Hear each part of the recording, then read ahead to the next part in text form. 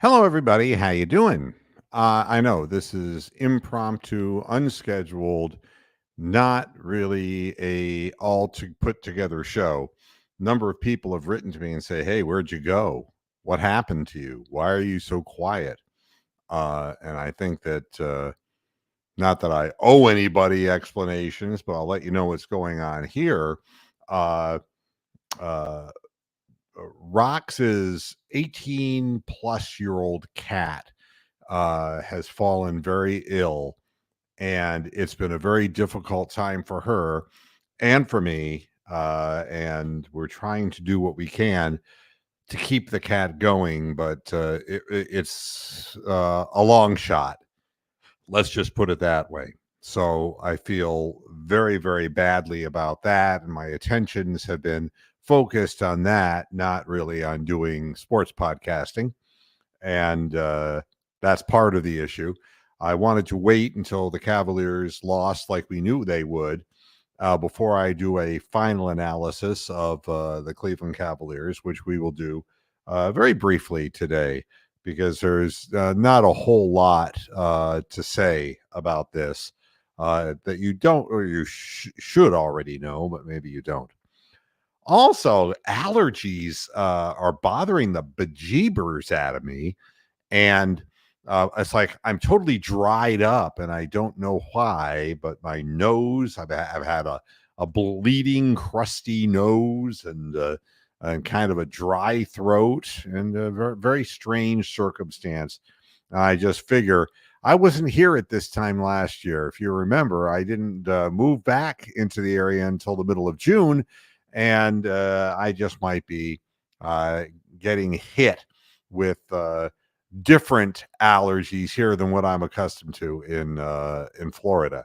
So that may be what that is. So put all those things together, and so I really haven't been in much of the mood to do a podcast. All right, let's start with the Cavaliers and the end of the road. Uh, sometimes responsibility tells me that there are things that I should say, and then there are things I should not say.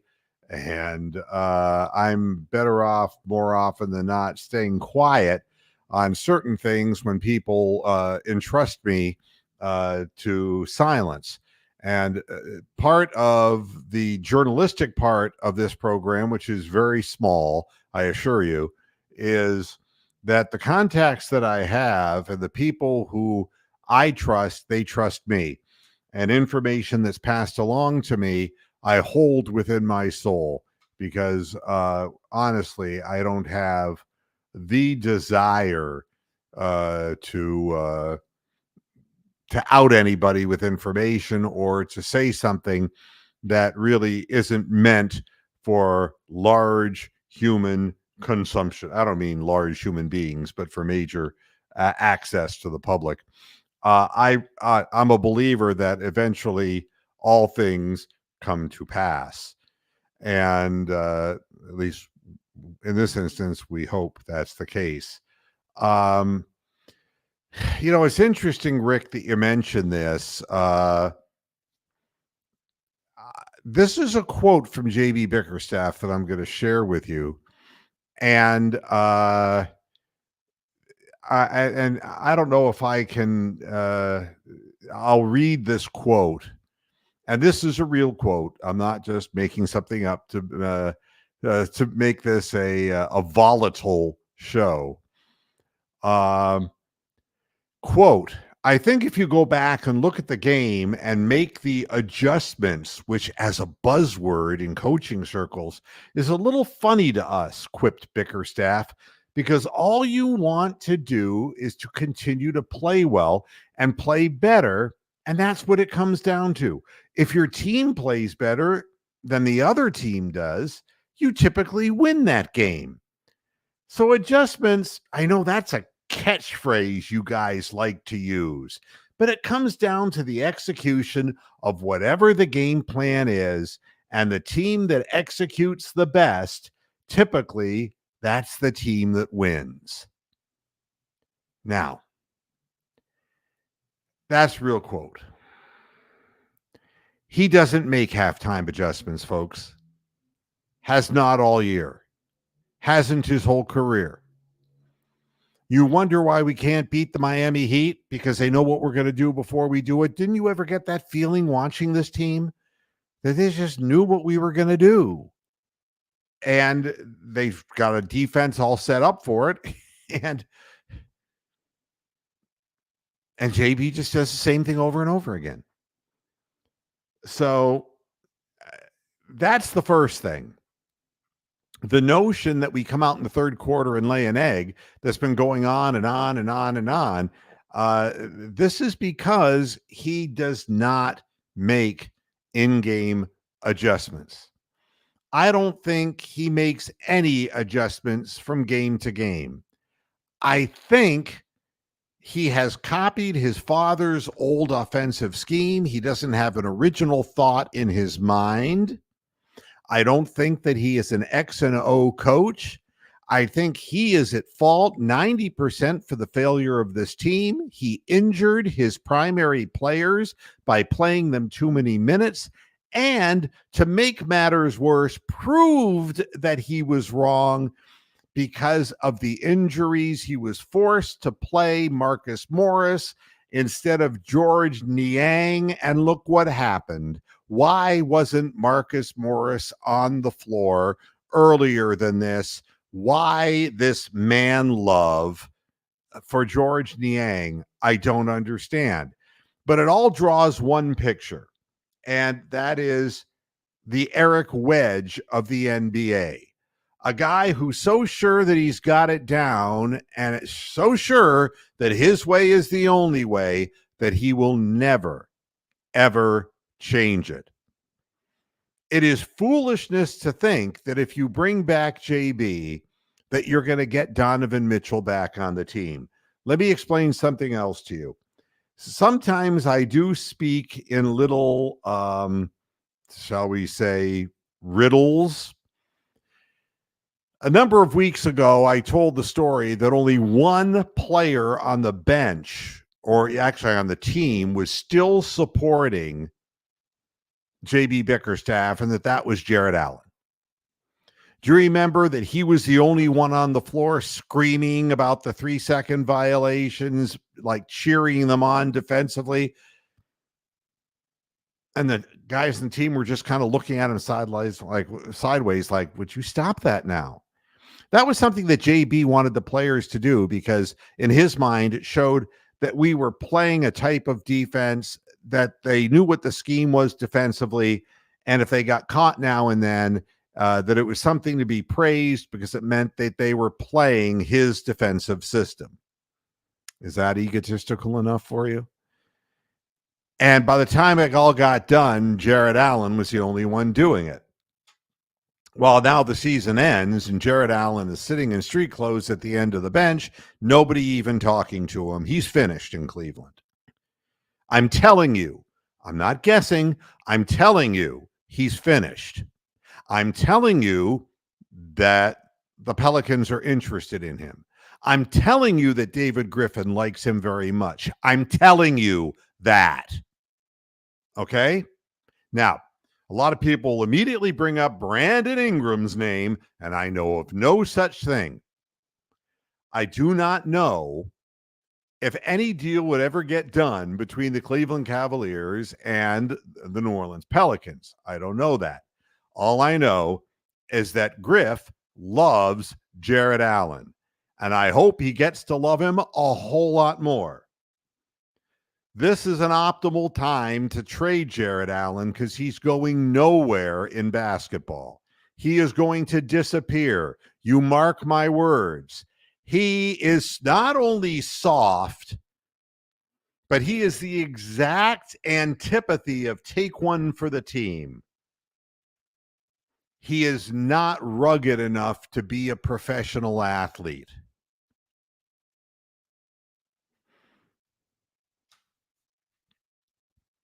I know it sounds harsh because I want to add by saying that he's a very nice guy.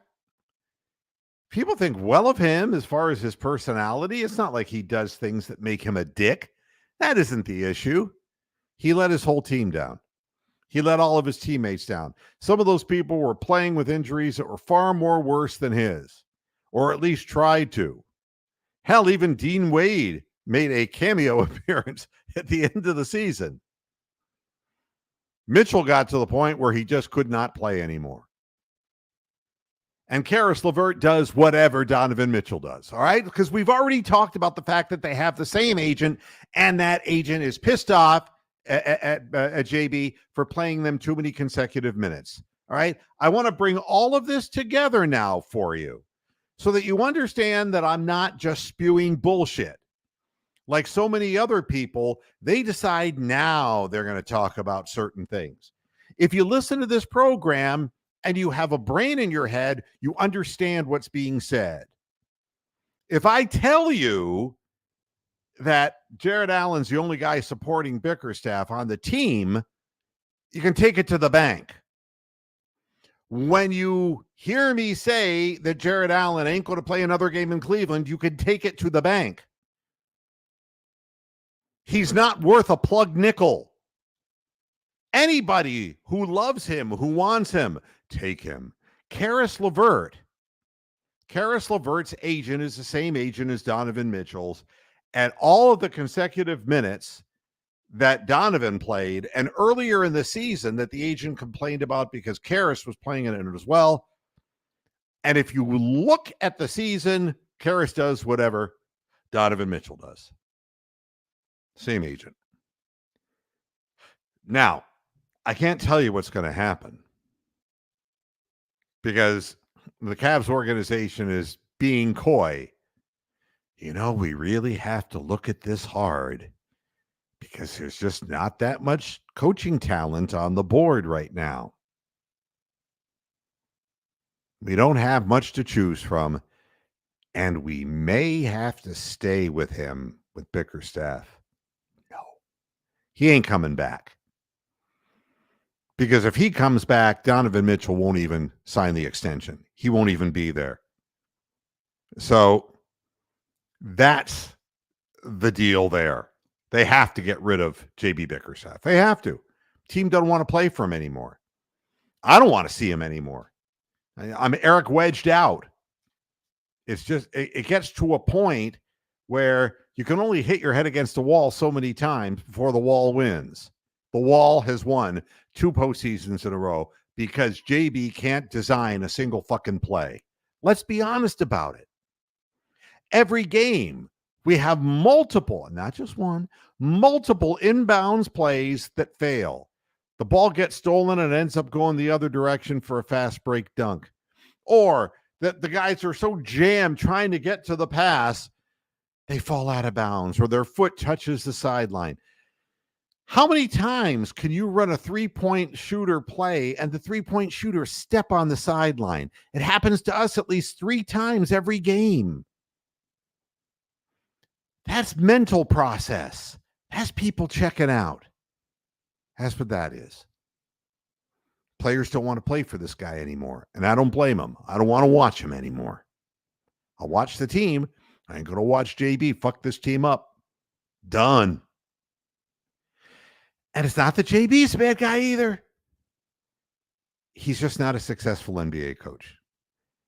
He proved it previously in his stints. He's proved it again. He just can't dredge something up from him that isn't there. He has no creativity. He doesn't understand what makes an offense go. He's a defensive coach, and he should be an assistant coach teaching defense. That he can do. Why do you think the team stopped scoring, over 100 points? In this day and age, teams knew what they were going to do. He doesn't make adjustments. The only reason they beat the Orlando Magic is Orlando didn't know what they were doing there. It's their first time at the dance. That's what we said about the Cavs last year. But this year proves that that's just the coaching of the team. I'll tell you something else. Not only is JB in over his head, I'll give you another example of somebody who's not going to last, and that's Tom Thibodeau. And I know you're saying, but Mr. Moohead, they're basically going to get a free ride into the Eastern Conference Finals, and they may even win them. It's like, fine, keep bringing Tibbs back. Players are going to end up fucking hating him. I guarantee you that, because every other place he's been, the players ended up fucking hating him. And this whole spiel that you're getting from the national press, the love affair with the New York Knicks, is that these players are willing to die on the court. Well, that's what it's going to require to play with Thibodeau. Do you know how many careers he's ended in the NBA? You want to talk about consecutive minutes? Talk to Julius Randle about this. If you're an agent, you don't want your players playing for Tom Thibodeau. You just don't. And eventually what will wind up happening is, when they come up with their contract years and they have a choice, they're going to get the fuck out of New York. Even though New York's got all the publicity and this and that, it's no good if you can't play and he cripples you. What this league is about financially for players, let's be honest with ourselves. You're better off having a mediocre long career in many cases in the NBA. If you can always find your way onto a roster, you're going to make a couple of $1 million a year. Ain't nothing wrong with that. That ain't chump change. If you're a star, you'll make God knows how much. Darius Garland has already made over $100 million. And he's not really a star now, is he? So here's what I can tell you about the current Cleveland Cavaliers team. Because everyone's saying, who do you bring back? Who do you not bring back? Well, you may not have final say on this. I think Donovan Mitchell will sign, his extension, and it depends what they do, coach-wise. God forbid, if JB's back, they're going to trade him at the trade deadline. That'll be the end of him in Cleveland. And if you're Donovan Mitchell, you can't blame him, because he's at the point in his career right now where he wants to win. He wants to go deeper, and he can't do it by himself. Let's remember that the greatest basketball player who's ever played the game, LeBron James, couldn't do it by himself. You couldn't put him on a court with Donyell Marshall and Eric Snow and expect him to fucking win. You couldn't do it. He couldn't do it. He went to Miami and he learned, I can win with Dwayne Wade. I can win with this team. And he did multiple times. But then legacy. Because with LeBron, ego is this big. He came back to Cleveland and he won. Now, he had some good young players on the team with him, but he didn't have the help that he had, the mature help that he had in Miami. And he was done. And he went to LA because his business interests were there. The whole idea is Donovan Mitchell's at a time in his career where he knows he can't do it by himself. And how long can you live in Utah and Cleveland and all this and end up playing for a team that will never have a bounty of stars like New York teams or like Miami or what once were the Lakers but has been ruined by Genie Bus? They were run over by the Genie Bus. That's the deal. Who's going to come back? I think Donovan Mitchell signs this extension. People ask about Darius Garland. I think Darius Garland could be better than what he is, but he has to be utilized differently. I was talking to a friend the other day, and I said, I remember Steve Nash, undersized point guard when he played for the Phoenix Suns. I know it's a different age of basketball, but there's a theory to the way he played the game. First of all, he's a very good three-point shooter. Second of all, he was undersized. And third, he would dribble the ball through the paint. He wouldn't leave his feet like Darius Garland does and get his shots blocked 75% of the time and never get a foul call. He would go out the other side of the key when he would go through the lane, come out and find an open guy, and that open guy could hit a three or could hit an intermediate shot, and he assisted a lot of plays that way. Darius Garland has to realize that the only way he's going to score points is if A, he distributes the ball to other people who can score points. He's not by himself a guy who's like Donovan Mitchell, who's built like a brick shithouse, who can absorb punishment going to the basket, bump off people, and one. He's not that kind of guy. So my feeling is that he has to himself realize what his strengths are. He can shoot the three ball, especially he can shoot the three ball from the top of the key. And he has the ability to assist as long as he's not driving crazy wild into the paint and leaving his feet. Another thing is he still has a quick enough step to get around the first guy guarding him and pull up and shoot the 15 to 17-foot shot, which he's got to shoot more often. All right. I bring Darius Garland back. All right. That's what I believe. I also would do something that JB Bickerstaff never did, and that's I would let CPJ be the backup point guard and give him meaningful minutes, because it's obvious that Garland's body really can't hold up. And Darius can't be used that way. He's being beaten up like a rag doll, getting hit in the face, getting hit in the head, his legs, his ankles. It's terrible. So I keep Garland, but I'd use him differently. And this is going to be a common theme of what I'm going to say. Evan Mobley. A lot of people are divided on Evan Mobley. I'm not going to call him a unicorn, because a unicorn is a guy who can do everything. He's magical.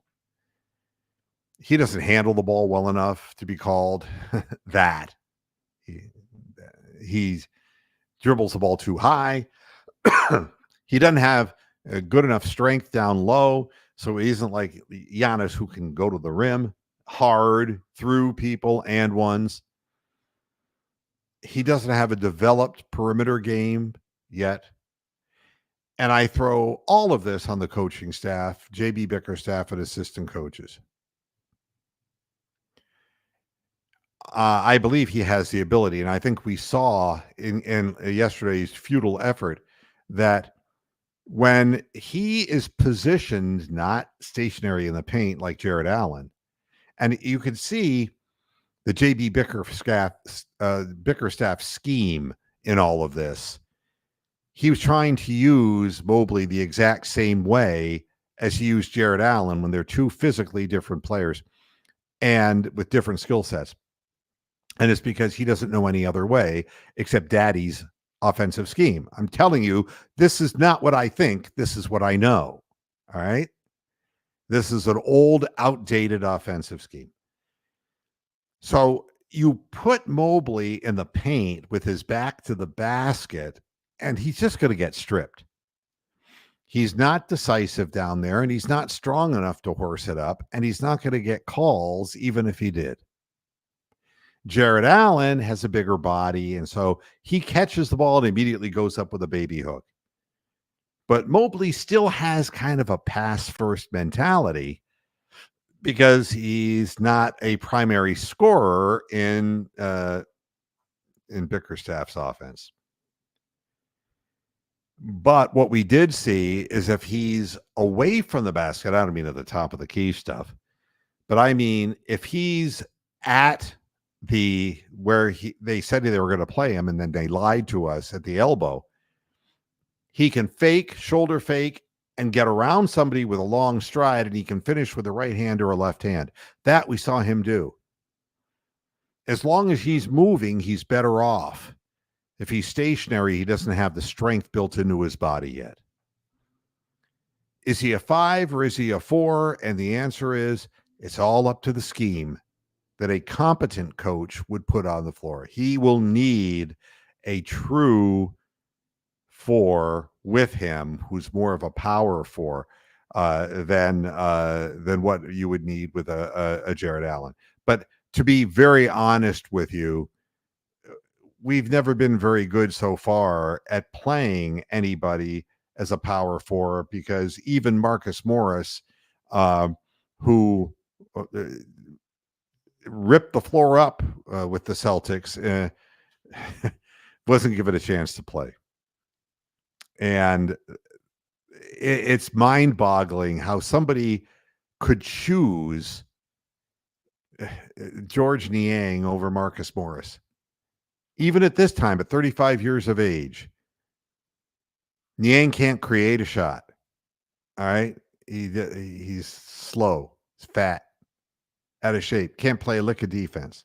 So Mobley stays. All right. So now we have those two guys staying. Donovan Mitchell signs his extension. Of course, he stays. Max Strus stays. Now, people are upset because Max Strus didn't look like the Max Strus he was in Miami, but I beg to differ. He's always been a hot, cold guy. But he had a real scheme in Miami now, didn't he? But this is not a scheme for players who want to stand out and get open looks from three. And they were asking him to put the ball on the floor too much. And I just don't see how Max Strus can help a team when the thing that he does best, which is to run around and run around and run around behind screens and get open. And it's no coincidence that he ruined Sam Merrill as well and stopped playing him, because Merrill's the same guy. He runs and he runs and he runs around screens and has a quick release and gets those shots off. Now, if you know you have two guys on your roster, one, Merrill, who has to come off the bench because he really is undersized and is slow-footed, he can't play defense. And you have Strus, who has more tenacity, a little more physical player, a little more tenacious, who's going to get more court time than Merrill. You've got to run a scheme that keeps a motion offense going. And that would be far from the slow walk it up mentality of JB Bickerstaff, who said that he wanted to speed up the game this year, but lied because he knows no other way. As soon as things got a little tough for him and he was on the verge of being fired before the Detroit Pistons game in the middle of the season, if you recall, he decided, well, we're going to go back to the old ways. We're going to start slowing it down again. And that's that. So Strus stays. Caris LeVert. Caris LeVert is a guy who obviously, because of the shared agent, he and Donovan Mitchell get along. But as long as Caris LeVert is on the team, he's going to be nothing but a chucker. He's a guy who's going to come off the bench and be a volume shooter. He's not a backup point guard. And this is why I mentioned while we were talking about starters, and I threw in CPJ. CPJ has to be your backup point. He has to get important, meaningful minutes. You know, Ty Jerome, the mystery guy who nobody even knows what he looks like anymore, you know, and his incredible ankle injury, we never had a backup point on this team. And that's what, more than anything, crippled Darius Garland. We had one, but Bickerstaff wouldn't play him. He did in the beginning, and CPJ did really well. Then he never played him again. Just to prove that he was right, because that's important to people like Eric Wedge and JB Bickerstaff. Being right is more important than winning. Here's another thing that I can tell you. It comes to athletes. Athletes are no different than any other employees of businesses. They can be excited to get up and go to work, or they can be literally paralyzed by the stupidity of ownership or management. And I know this. I know this because this is what I did for a living. I know this. I've seen people who are on losing teams become winners on winning teams. They want to win. They're hungry to win. They're being held back by limited mentality. The first thing you have to do before you implement, motion offenses and schemes and defensive schemes is to get the players to buy into what you're doing. As much money as they make, as many accolades as they get, Still, they're human beings. They want to be, it's still a game. They're looking to be the best at that game that they can be, and they want to be used to their strengths, not their weaknesses. You give the ball to Karis LeVert and tell him to be the backup point guard. He's not a secure ball handler. It's just that simple. Anyone with eyes and a brain can see this and digest it. Karis LeVert goes. You can always find volume shooters who don't play any real defense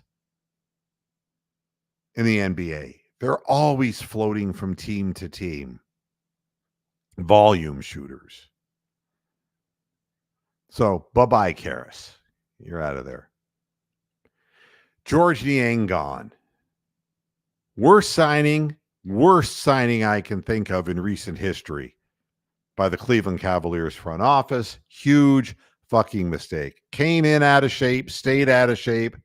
You know, when a guy is out there 82 game season and he's still fat at the end of the year, he ain't serious about what he's doing. So he's gone. All this other shit. All right, you got to develop something from underneath, because Cleveland is never going to have an endless ability of picking up superstars. You had an opportunity during blowout games or insignificant games to play Emoni Bates to find out what he's got. You didn't do it, because JB never does what's best for the team. He does what's best for himself. You need to find out about a guy like Emoni Bates. He's 6'9", 6'10", for God's sakes, and he can shoot the three ball. You got to find out. And I'm not saying you put him out on the floor with starters, because he's not ready for that. The kid's only 19 years old. You picked him for a reason, and it shouldn't have been to play in Canton, the Charge, or wherever they play out of now. As a matter of fact, I think,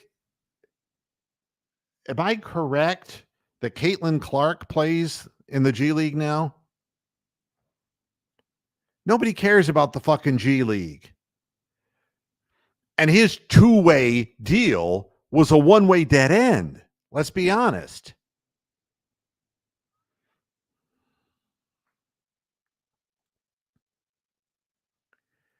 So you got to find out about him. A guy who's got the rap I know is that Emoni Bates, for his height, he doesn't have the athleticism and the hops. But he is 6'9". He's long. He can hold his hands up. Not a great defensive player, but I think that he has good offensive instincts, and he has the ability to get separation on his shot. Needs to get stronger physically. I just really believe that when you have a future, a guy with a potential future, you got to find out about him. And to sit there and play fat guys who can't jump and people who just, to play Damian Jones and to play, all the people who got more minutes than Emoni Bates, and you're just wondering why.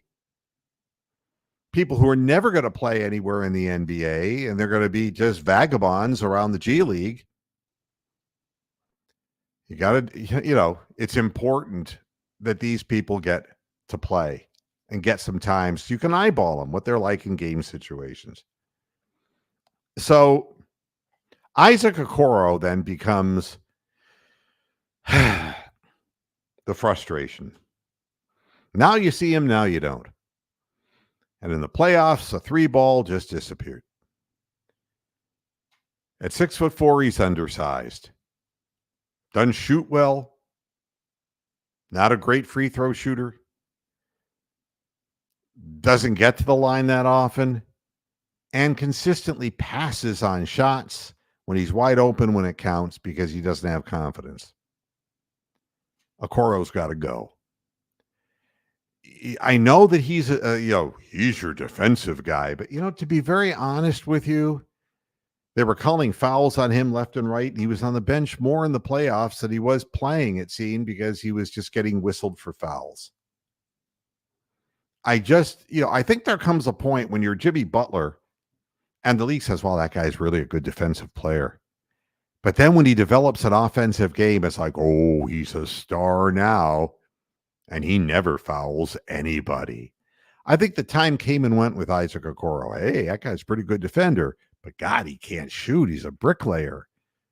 To now, fuck, we're just going to call fouls on him. He's not even a good defender, and the league they'll drum him out of the league.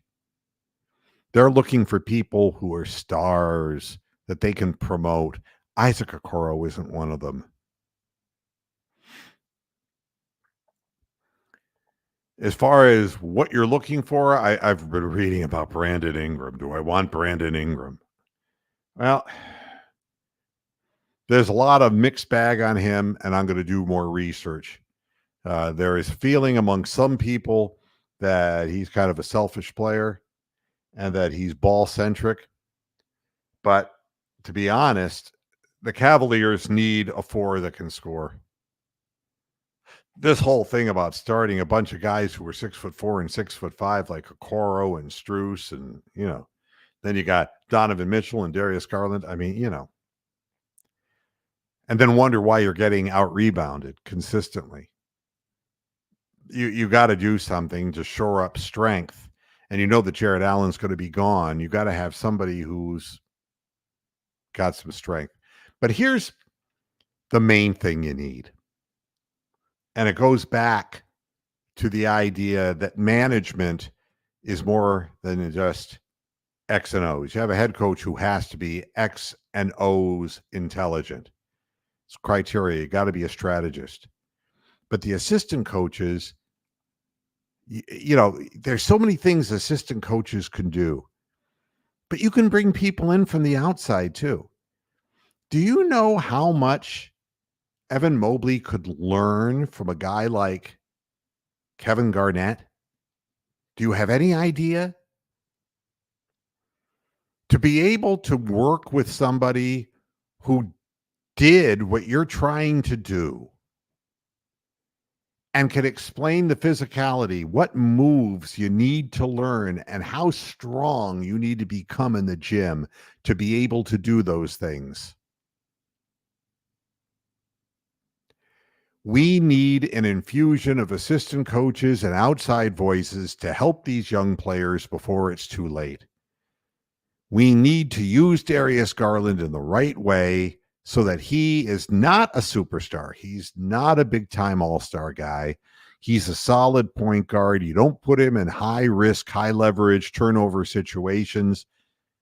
You have him make other players look good and knock down open shots that he can create for himself from the perimeter. And if he goes to the basket, be looking on the other side of the drive. Don't be going up in the tall trees. Teams were just, once they saw him, they'd let him get that first step because they knew he wasn't going to shoot a pull-up. They knew that. He was going to keep charging into the basket, and there were like two big guys waiting for him, and everything got blocked.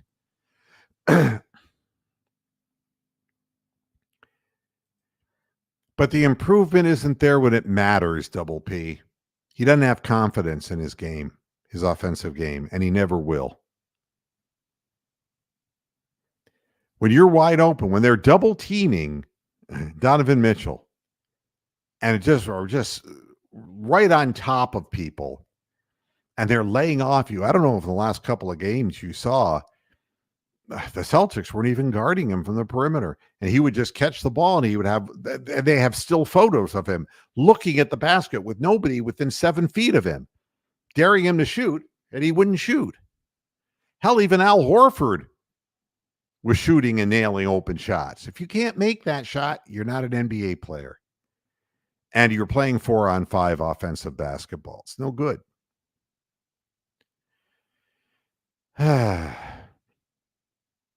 And then, LeBron James does what's best for LeBron James, and Dan Gilbert does what's best for Dan Gilbert, and on and on and on.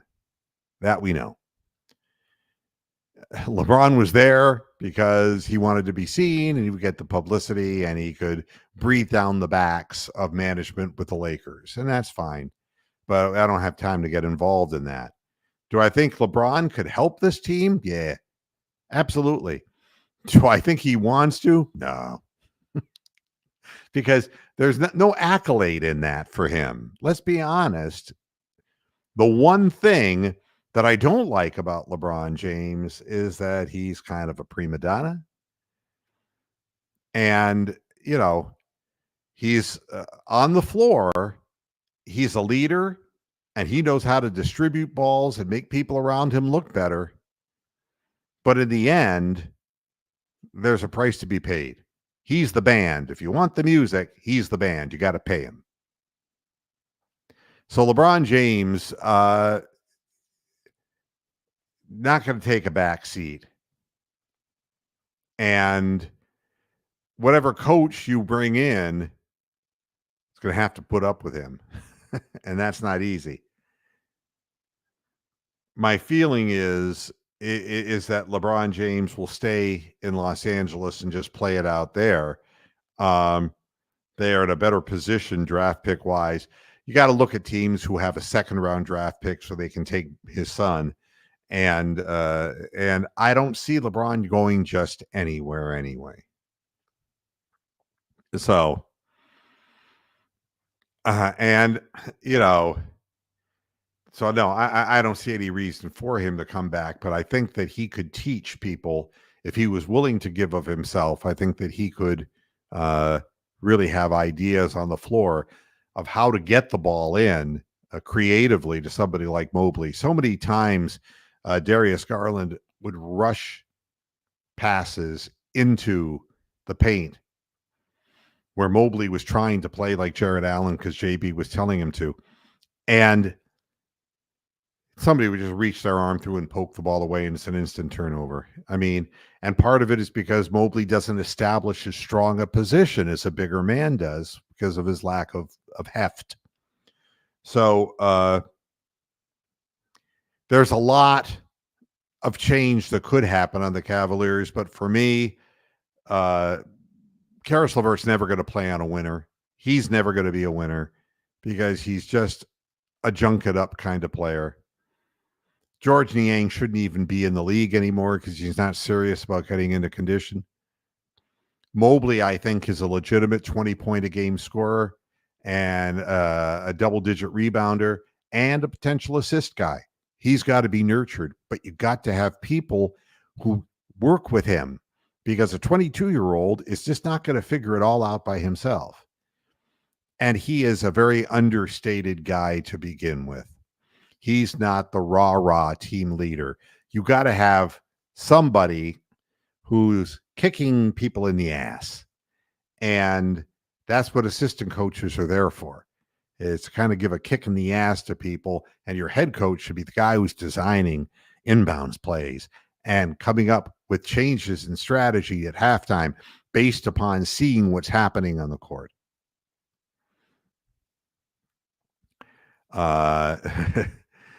Do I think the championship with the Cavs, LeBron's, was his get-out-of-jail-free card after leaving Cleveland twice? I think at 40 years of age, it's gone for him. He accomplished what he wanted to accomplish in Cleveland, which is something that nobody else ever has.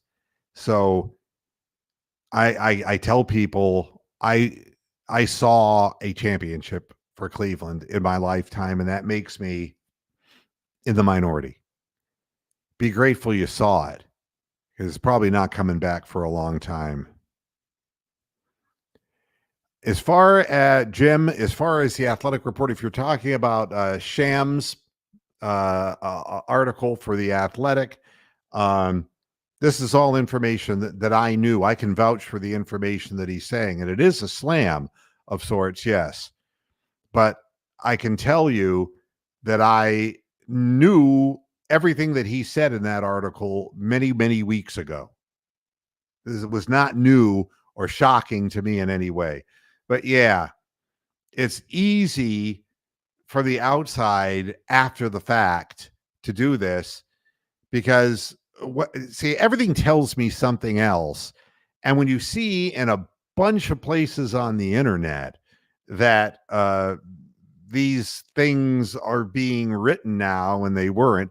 Where were these stories when I knew them to be fact? Where were they? And they weren't being written anywhere because you can't piss off Dan Gilbert and the management of the team. Somebody gave them permission to do this. Somebody gave them permission to say that Jared Allen is gone. I knew that weeks ago. The bottom line is this. The reason it's being published now is because the team gave it the go-ahead. And all of this, oh, but the team's still thinking about keeping JB. Don't you believe it for a minute. His ass is grass. He's gone. This stuff would never be reported.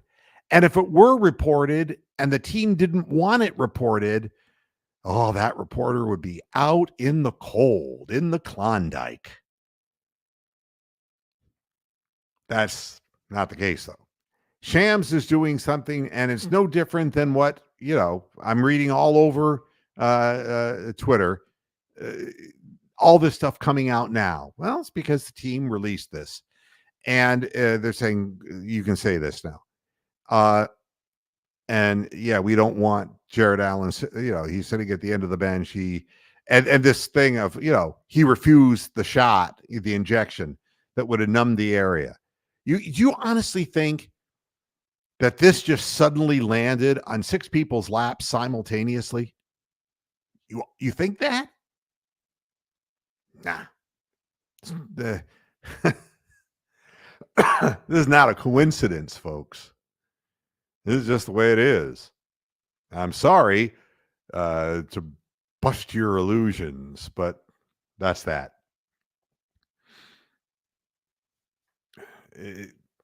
He rejected the shot because that's the kind of guy he is. And the reason all this is being reported is they don't want to make it look like, well, hell, we knew we were going to fire JB weeks and weeks ago. They did. They almost fired him earlier in the year. That has also been written. And that would never be written either if they didn't have permission to say that. I knew it and I wouldn't say it because it would have gotten somebody in trouble. People trust in me to keep my fucking mouth shut. And that's sometimes the best policy. Now and then I'll kind of scream a little hint. But the bottom line is, this is a problem, and the team isn't thinking of keeping JB Bickerstaff.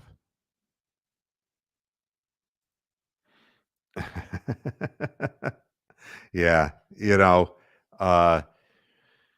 Mitchell and Garland have had trouble playing together because of, again, what are the expectations?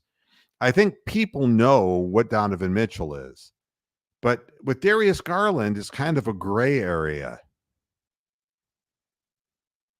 And I honestly believe that Darius Garland could be salvaged into being a good NBA point guard. Not great, but a good NBA point guard.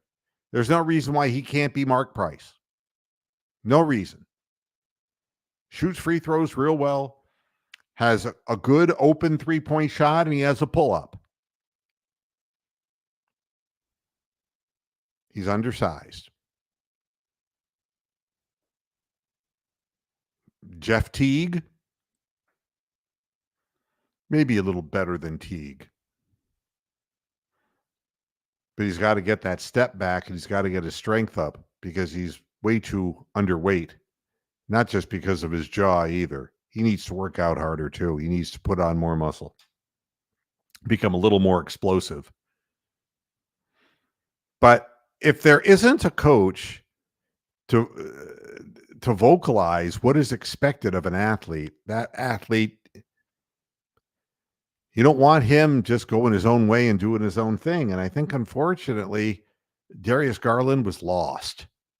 He's got to know what his role is. And the same thing's true of Max Strus. Got to know what your role is. Same thing's true of Karis LeVert. Got to know what your role is.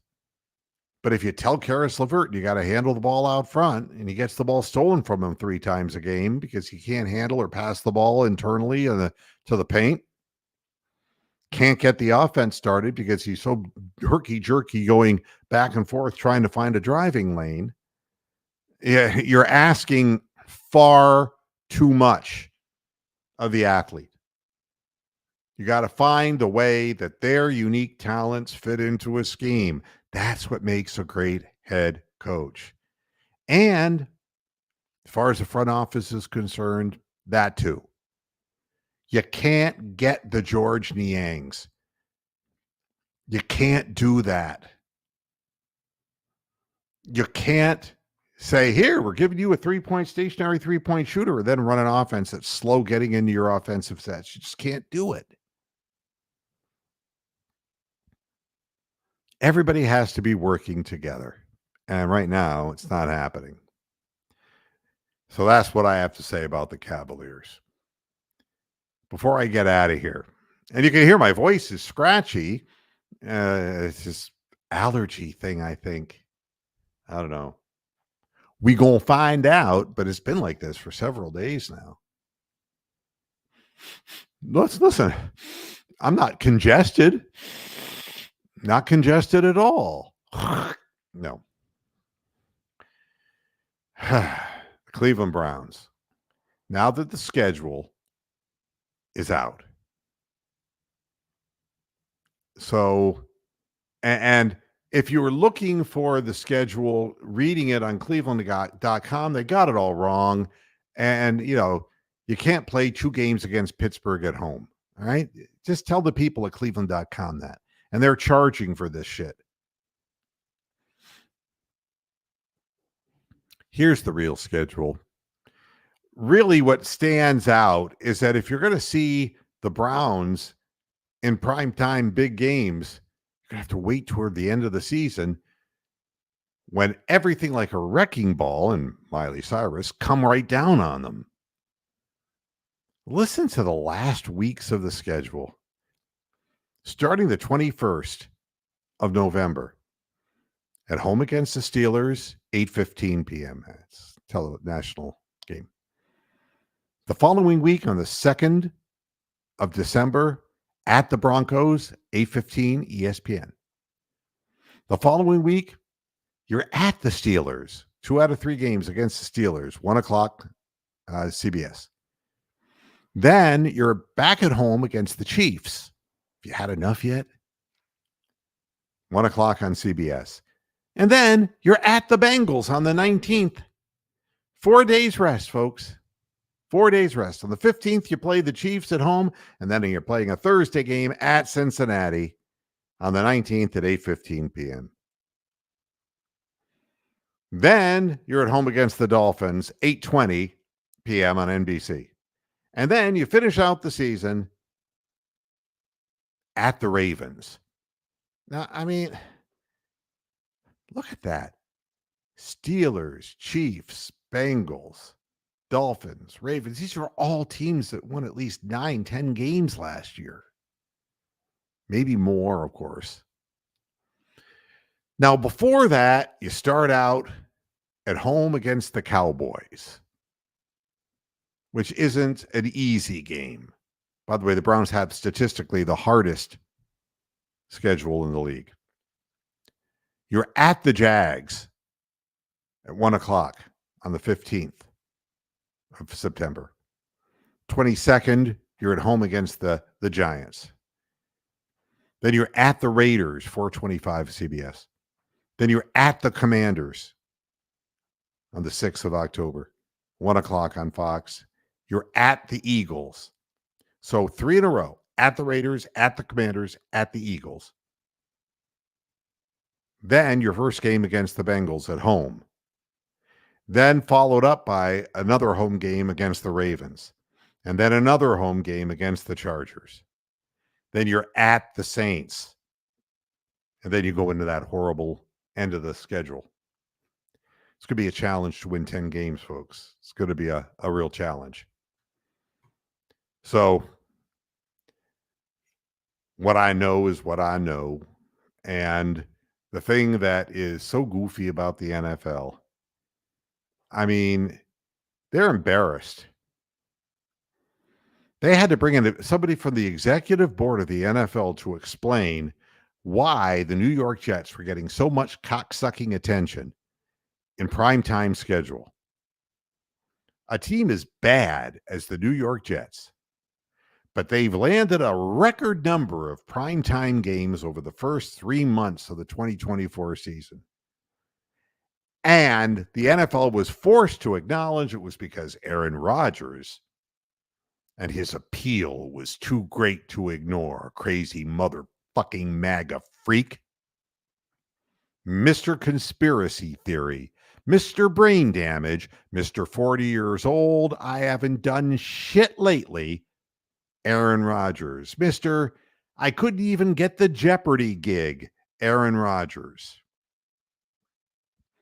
Mike North, the NFL's vice president of broadcast partners, stated, quote, yes, it's an awful lot of primetime games early in the season for the Jets, but obviously I feel like Jets kind of owe us one.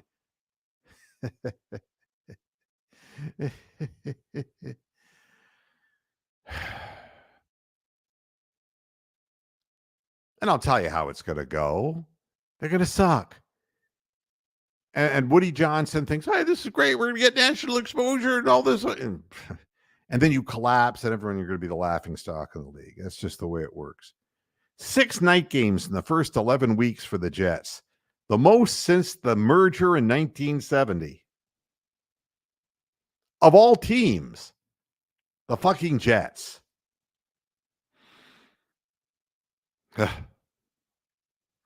And here are their primetime games. At the 49ers, at home against the Patriots, at home against the Bills, at the Steelers, at home against the Texans, and home against the Colts. So they're giving them the benefit of the doubt of 1, 2, 3, 4 of the 6 are home games.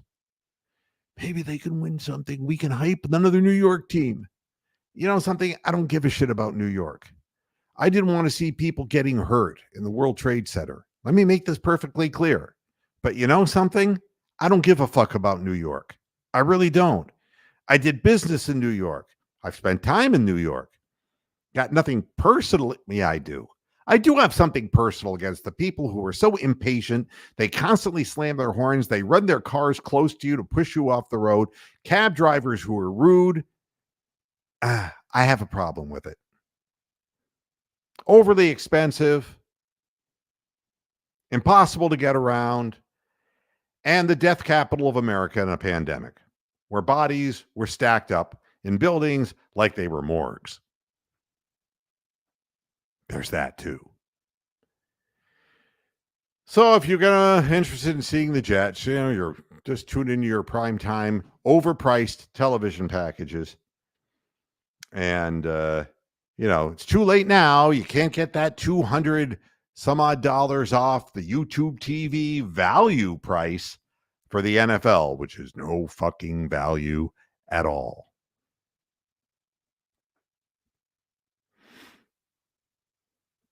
Yeah, well, it's already scheduled, Rick. Then you're going to watch a backup quarterback. That's what's going to happen. I'm not going to talk about the Guardians today because I'm thrilled with the way they've done so far, but without Stephen Kwan really setting the table is very difficult for them. And yeah, they're not scoring the runs that they should be scoring. They're not getting the innings that they should be getting from their starting pitching. But still, it's forcing Jose Ramirez to become strictly a power hitter and not an average hitter, and taking bigger swings and striking out far too often. Lots of things I could say, but look at the record. Nobody expected it to be that good. So, and they're winning on the road some too. They beat Texas a number of games. That's not bad. That's not bad. All right, everybody. I hope you have a very pleasant weekend because I am out of here until Monday. I'm going to concentrate on what I got to concentrate on here.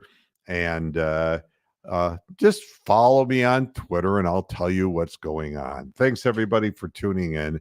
And until Monday, hasta la vista, Pastor Heads. Good night.